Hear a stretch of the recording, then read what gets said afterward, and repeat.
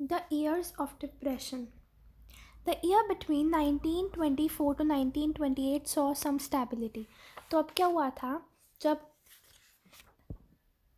जब हमारा एक डेविस प्लान आया था जो अमेरिकन्स ने निकाला था जर्मनी के लिए, उनको थोड़ी सी दया आ गई थी, तो हमारा जब वो प्लान आया था तो उसके बाद से हमने क्या देखा कि 1924 से 1928 तक जर्मनी में सब स्टेबल था, मतलब बिल्कुल ठीक तो नहीं हुआ था लेकिन हाँ स्टेबल था। तो yet this was built on sand. Sand मतलब यहाँ पे ये नहीं कि वो रेत पे बना हुआ था, दिस मीन्स कि वो फिर भी अभी कच्चा था। मतलब अगर यूएसए ने, अमेरिकन्स ने उनकी मदद करनी बंद कर दी तो फिर वो नहीं कर पाएंगे, मतलब जर्मन्स फिर बहुत ज़्यादा लॉस में चल जाएंगे और फिर वो अपना जो भी उनको देना था,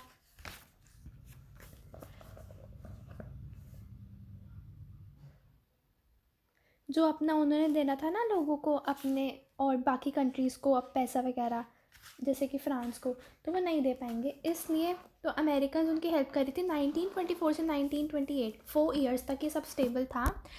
या this was built on sand, तो मतलब कुछ पक्का ही था, मे बी मतलब ये कच्चा था। अगर उन्होंने मदद करनी बंद कर दी तो जर्मन्स फिर हार जाते और फिर वो फिर दोबारा से पे ना कर पाते।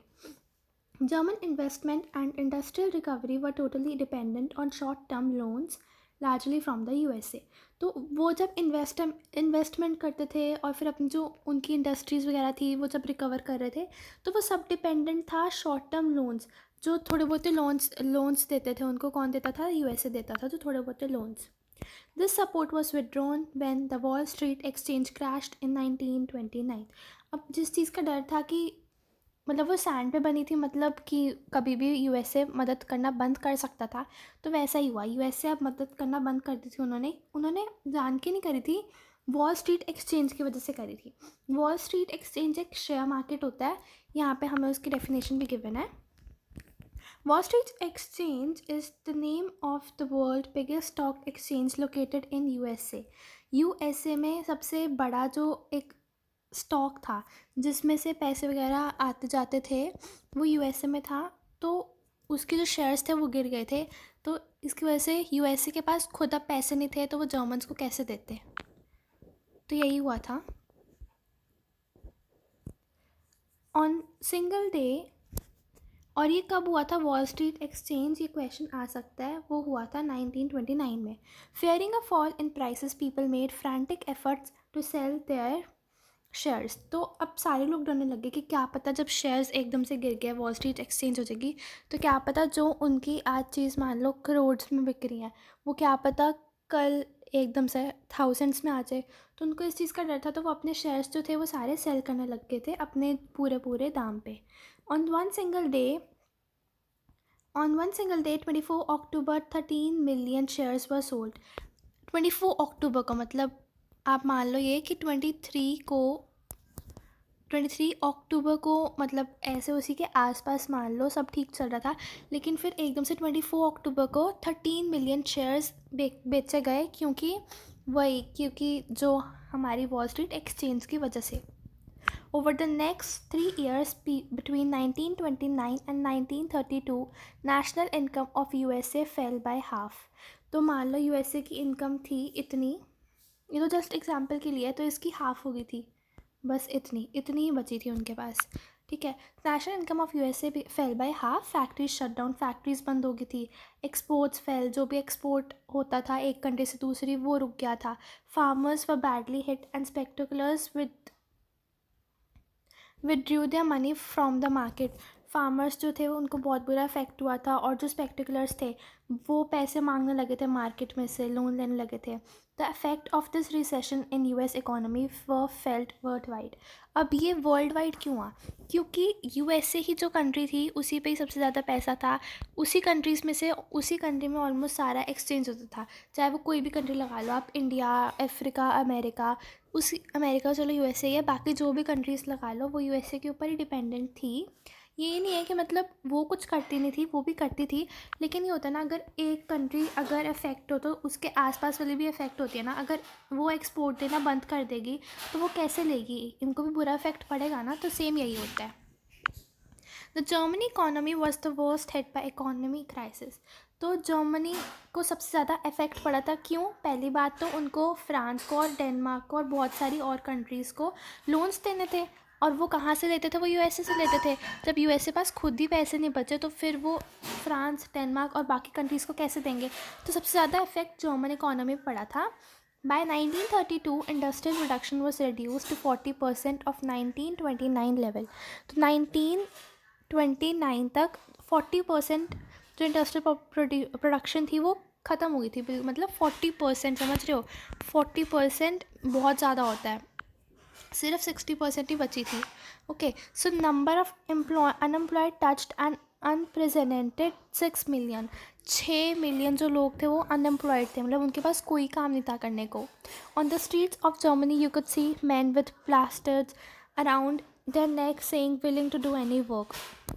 तो इतना ज़्यादा काम बंद हो गया था कि टोटल 6 मिलियन के पास लोगों के पास कोई काम नहीं था। स्ट्रीट्स पे लोग जर्मनी के ऐसे घूमते थे अपने अपने गले में एक फंदा सा लगाकर, जो उसके ऊपर लिखा होता था willing to do any work, कि उनको कोई भी काम मिले, उनको मतलब उनके पास कोई बेसिक नेसेसिटी भी नहीं थी, तो वो चाहते थे कि उनको चाहे कोई भी काम मिल जाए लेकिन मिल जाए बस, ताकि वो थोड़ा बहुत कमा सके। अनएम्प्लॉयड यूथ्स प्लेड कार्ड्स और simply sat at street corners. जो अनएम्प्लॉयड यूथ्स थे या तो वो पत्ते खेलते थे, वही गैम्बलिंग, या फिर सिंपली बस वो स्ट्रीट्स पे जाके कॉर्नर में बैठ जाते थे और desperately cued up at the local employment exchange, या फिर कई लाइंस में जाके लोकल एम्प्लॉयमेंट एक्सचेंज की वहाँ पे शॉप्स पे खड़े हो जाते थे। As jobs disappeared youth took to criminal activities and total despair became common place. अब क्या हुआ? किसी के पास कोई जॉब नहीं थी, एक सिंगल इंसान के पास भी जॉब नहीं थी, तो अब लोग चोरी करने लगे थे, मर्डर करने लगे थे। जिनके पास जो भी जहाँ से भी मिलता था वो चोरी कर लेते थे अपने बेनिफिट के लिए। The economic crisis created deep anxieties and fear in people. बहुत एंग्जाइटी, डीप एंग्जाइटी लोगों के अंदर बिठा दी थी और लोगों को बहुत डर लगने लग गया था। जो मिडिल क्लास के लोग थे, especially salaried employees and pensioners, saw their savings diminish when the currency lost its value। जो मिडिल क्लास के लोग थे, जब उनकी जो उनकी भी सैलरी एम्प्लॉय होती थी, उनको भी अब सैलरी तक नहीं मिलती थी, तो उनको भी बहुत ज़्यादा लॉस हुआ था अपने काम में। Small businessmen, the self employed and the retailers suffered as there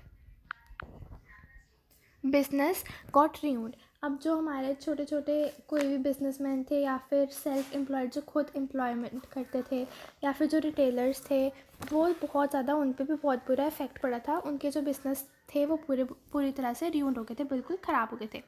these sections of society were filled with fear of proletarianisation. अब ये क्या होता है? To become impoverished to the level of working class.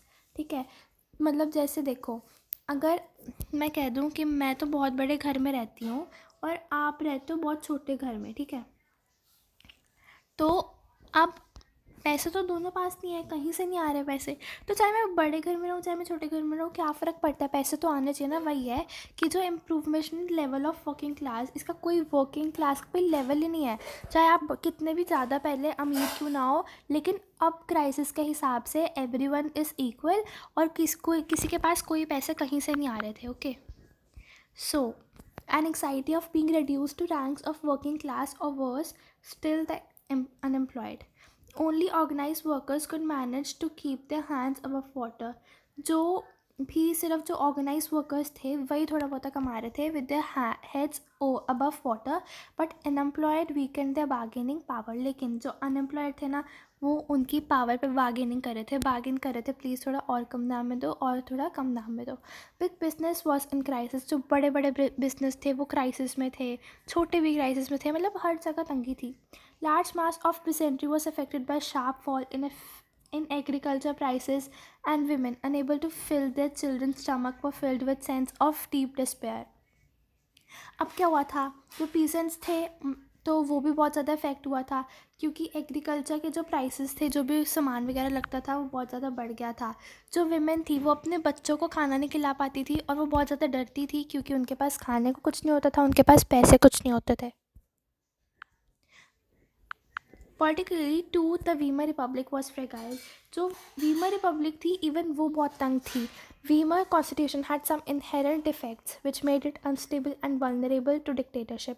अब क्या हुआ, वीमर जो constitution था वो भी अनस्टेबल हो गया था. One was proportional representation, this made achieving a majority by any one party a near impossible task leading to rule by coalitions. Another effect was article 48. और जो दूसरा इफेक्ट था वो आर्टिकल 48 था, जिसमें president the powers to impose emergency, suspend civil rights and rule by decree. जिसमें जो president को मिलता था कि जो प्रेसिडेंट है वो अपनी पावर को इम्पोज कर सकते हैं कोई भी इमरजेंसी में, और किसी भी सिविल राइट को सस्पेंड कर सकते हैं, ख़त्म कर सकते हैं, और रूल बाय डिक्री किसी की मतलब वो नहीं थी, कैसे भी रूल कर सकते हैं. With in its short life the Weimar Republic saw 20 different cabinets lasting on an average 239 days. 239 days में आप ये देखो कि वीमर रिपब्लिक के 20 अलग अलग कैबिनेट्स चेंज करे गए थे. And a liberal use of Article 48. Yet the crisis would not manage. People lost confidence in the democratic parliamentary system which seemed to offer no solution. तो अब लोगों का हर एक चीज़ में से मन उठ रहा था, उनका डेमोक्रेटिक पार्लियामेंट्री सिस्टम से भी मन हट रहा था क्योंकि वीमर रिपब्लिक ने उनके साथ गलत किया था. So next is Hitler's rise to power. हम ये नेक्स्ट वीडियो में करेंगे. Till then take care, bye and please like, share and comment.